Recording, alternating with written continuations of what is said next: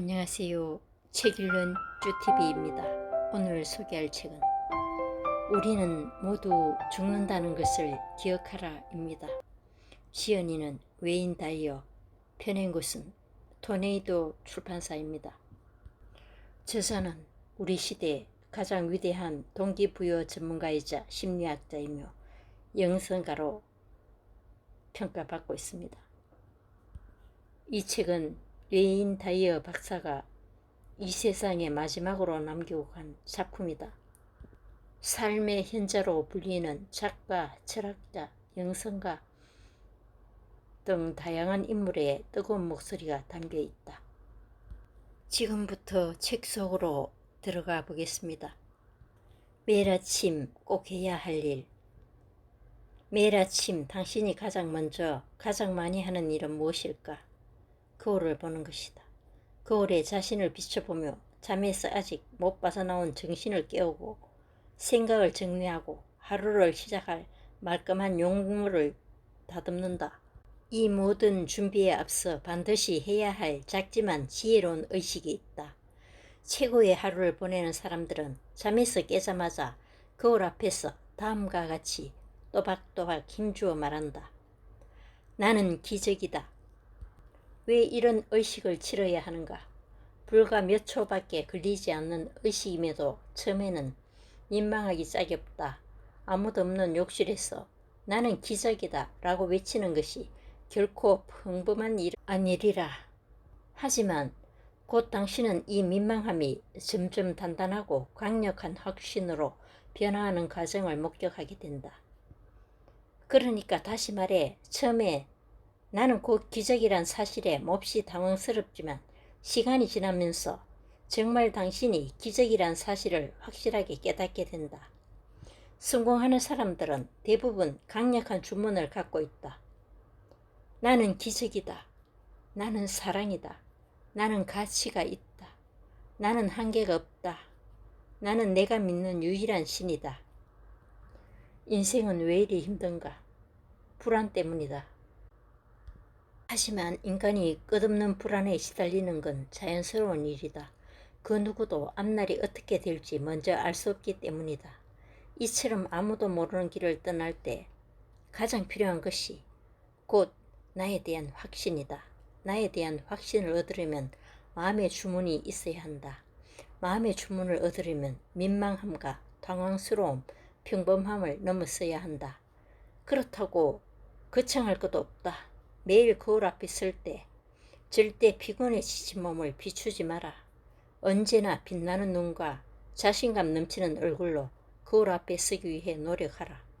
그러면 당신에게 가장 잘 어울리는 표정과 모습이 선명하게 떠오를 것이다. 매일 아침 거울에 비춰봐야 할 것은 당신의 겉모습이 아니다. 당신 내면의 진정한 자아다. 그런 다음 또박또박 힘주어 단언하면 된다. 나는 기적이다. 모든 현명한 사람이 그러했듯 한 달 후 당신은 당신에 대한 가장 강력한 확신을 선물받게 될 것이다. 죽음을 전위에 놓아라. 예외가 없는 건 아니지만 나이가 들수록 사람은 점점 더 현명해진다. 오랫동안 지식을 쌓아서도 아니고 젊은 날보다 더 많은 시간적 경제적 여유가 있어서도 아니다. 삶에서 일어난 무수한 사건과 일에 대한 경험이 축적돼서도 아니다. 이유는 하나다. 나이가 들수록 죽음에 대해서 자연스럽게 더 많이 생각하고 탐색하기 때문이다. 죽음을 생각하는 사람일수록 자신의 삶을 더 겸손하게 돌보고 행동을 반성하며 시간을 소중하게 받아들일 줄 안다. 이것이 곧 현자의 태도가 아닌가. 나는 많은 강연과 인터뷰, 저술 활동을 통해 현명한 사람들을 폭넓게 만나왔다. 세상 곳곳에서 살아가는 현자들의 조언은 매우 단순하다. 한 살이라도 더 젊을 때 생각하라. 당신의 죽음에 대해.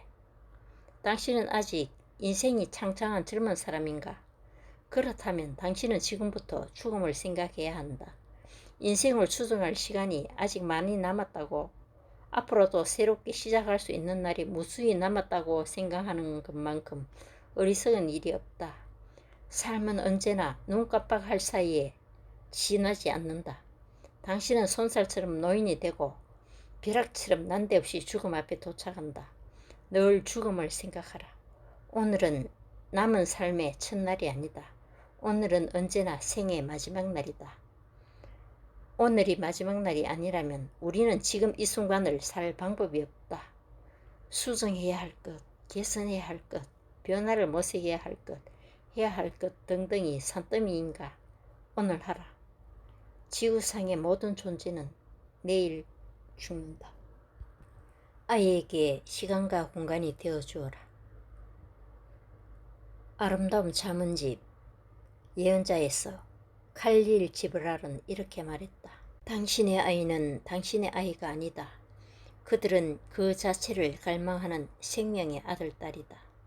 그들은 당신을 통해 태어났지만 당신으로부터 온 것은 아니다. 당신과 함께 있지만 당신의 소유물은 아니다. 살아가면서 우리가 경험하는 고통과 스트레스, 범민의 매우 큰 지분을 갖고 있는 대상이 있다. 자녀다. 아이들은 우리에게 전혀 알지 못했던 기쁨의 세계를 주는 동시에 그만큼의 괴로움과 불안을 준다. 아이들이 태어나는 순간 우리는 눈을 감을 때까지 그들에 대한 걱정을 멈출 수 없다. 그렇다. 우리는 이른바 자식 걱정으로 많은 밤을 뒤척인다. 어떻게 하면 이 걱정에서 벗어날 수 있을까? 내가 만난 현자들은 이런 얘기를 들려준다. 아이에 대한 부모 관심은 멈추기가 불가능해요. 하지만 아이에 대한 부모의 죄책감은 멈출 수 있어요. 우리는 자녀에 대한 걱정으로 밤잠을 설치는 게 아니에요. 자녀에게 부모로서 뭔가 해주지 못하면 어떡하나 하는 자기 책망 때문이죠. 우리가 좋은 부모인지는 간단한 생각으로 알 수 있어요. 아이들에게 늘 미안하다라고 말하나요? 좋은 부부는 미안하다는 사과 대신 사랑한다는 인사를 건네죠. 자식과 부모의 관계는 영원하지 않다는 것을 깨달아야 한다. 자식과 부모의 관계는 그저 짧은 순간일 뿐이다. 부모는 모두 잠시 위탁을 받은 사람들이다. 어린 아이들이 성장해 떠날 때까지 잠시 맡아주는 역할뿐이다. 아이들의 앞날을 끌어주기 위해 노심초사하지 마라. 그것은 당신이 할 수 있는 일이 아니다. 당신이 할 수 있는 일은 아이들이 언제든 한 시절 새들어 살 수 있는 넉넉한 품을 갖는 노력이다. 집착으로부터의 자유, 집착, 강박의 괴로움은 언제나 더 아름답고 더 좋고 더 나은 것들을 향한 욕망 때문이다. 하지만 생각해보자. 아름다움이란 무엇인가? 아름다움은 추함이 없으면 독립적으로 존재할 수 없다. 아름다움은 오롯이 추하다고 여기지는 것에 그 가치가 달려있다. 키가 크다는 것은 키가 작다는 믿음 체계가 존재하지 않으면 존재할 수 없다. 삶 또한 죽음 없이 존재하지 못한다. 집착의 괴로움에서 벗어나는 지혜로운 길이 있다.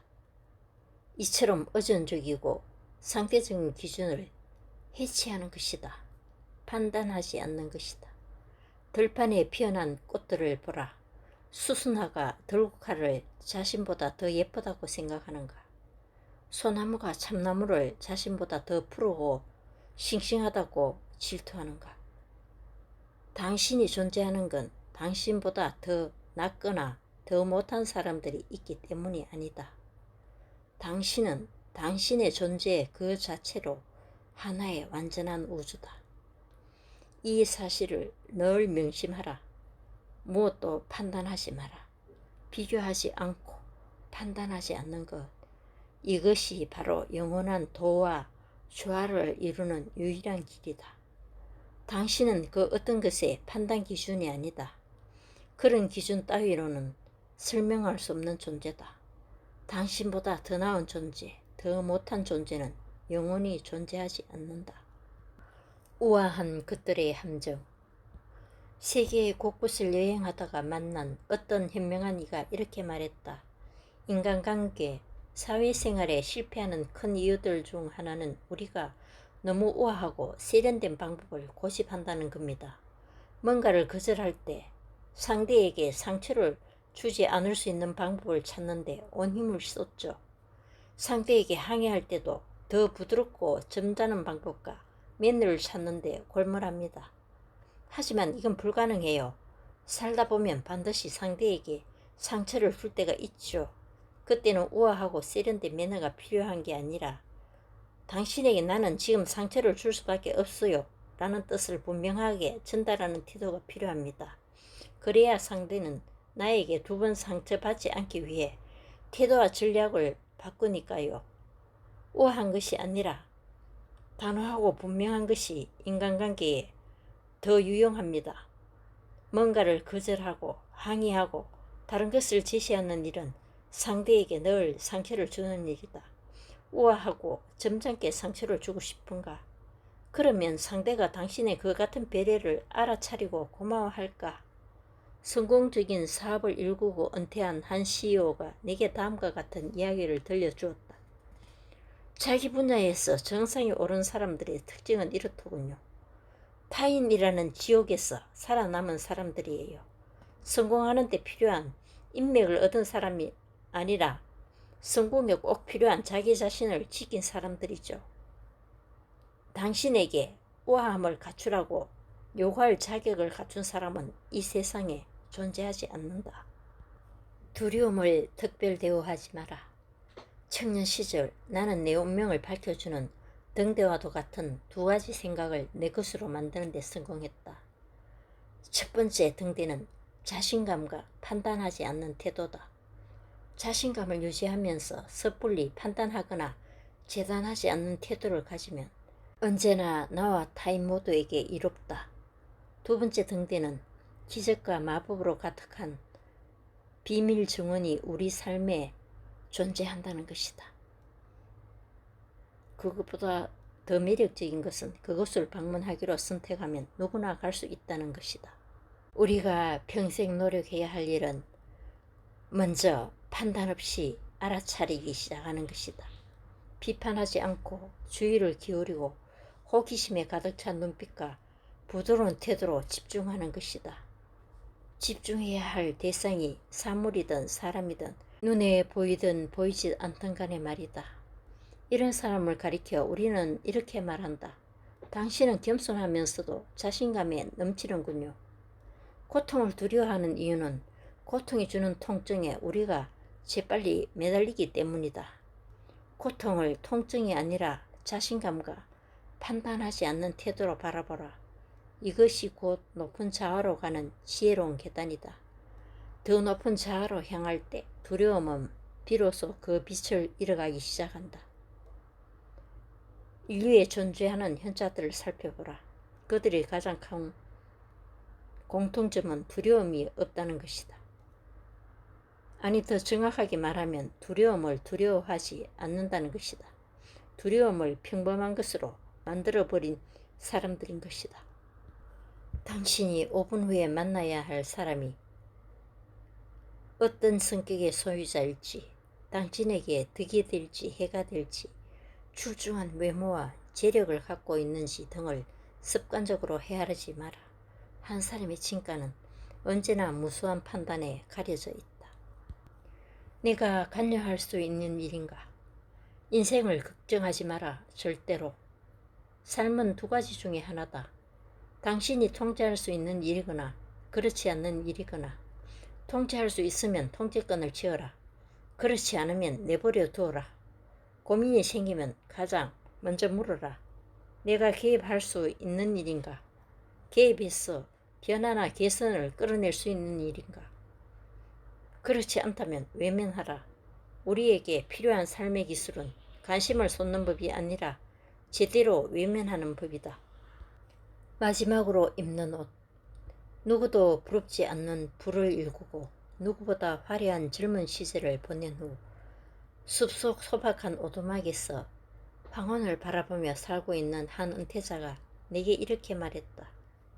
내 옷장에는 주머니를 잘라낸 양복이 걸려 있습니다. 이 양복을 입고 장례식에 갈 때마다 나는 잊지 않습니다. 죽을 때 내가 빈손으로 간다는 사실을. 우리가 마지막에 입는 옷에 주머니가 필요 없으리라. 비단 마지막 옷뿐이겠는가. 살아가면서 주머니에 아무것도 담지 말아보라. 그토록 원하던 조용하고 간명한 시간들이 당신 삶에 담길 것이다. 먹이를 주지 마라. 우울, 불안, 걱정, 두려움, 이런 부정적 감정들의 근원은 어디일까? 모든 우울한 감정은 무력이다. 무력에서 나온다.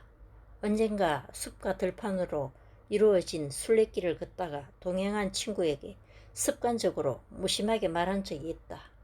요즘 정말 우울해. 뭘 해야 할지 통 모르겠어. 아무것도 손에 안 잡히는군. 친구가 답했다. 무엇이든 해. 자전거가 보이면 자전거를 타고, 공이 보이면 하늘로 높이 던지고,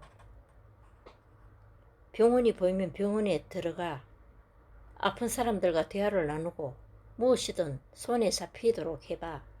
그게 좋은 처방일까? 친구가 활짝 웃으며 말했다. 우울함이 가장 두려워하는 적은 활동이야. 활동적인 사람은 우울할 시간이 없지. 우울에게 시간을 내주지 마. 먹이도 주지 말고. 그게 유일한 답이야. 그 후 나는 사람들에게 늘 이렇게 조언한다.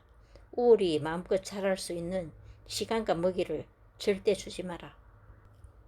지금 여기에 생각 떨어뜨리기.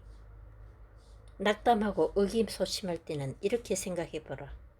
내 삶의 가장 값진 보물인 지금 이 순간을 이렇게 사용하고 싶은가? 우리는 생각이 너무 많다. 동시에 너무 많은 생각들 중 대부분이 일어난 과거 또는 오지 않을 미래에 대한 후회나 걱정, 불만이다. 지금 이 순간을 살라는 문장은 몸뿐 아니라 생각 또한 현재에 충실해야 한다는 뜻이다. 다시 말해 지금 이 순간을 살라는 것은 지금 이 순간을 생각하라는 의미와 같다. 지금 이 순간은 당신의 존재적 근원이 주는 놀라운 선물이다. 과거에 대한 후회와 미래에 대한 불안으로 현재를 채운다는 것은 존재적 근원이 준 소중한 선물을 거부하는 것과 같다. 언제나 생각을 현재 위에 떨어뜨리는 연습을 하라. 진짜 이유를 찾아라. 내 삶에 굳게 박힌 습관을 제거하기란 쉬운 일이 아니다. 하루에 한 갑 이상 담배를 수십 년 동안 피워온 남자가 있다. 모두가 알다시피 이런 사람이 금연하기란 낙타가 바늘 길을 통과하는 것보다 힘들다.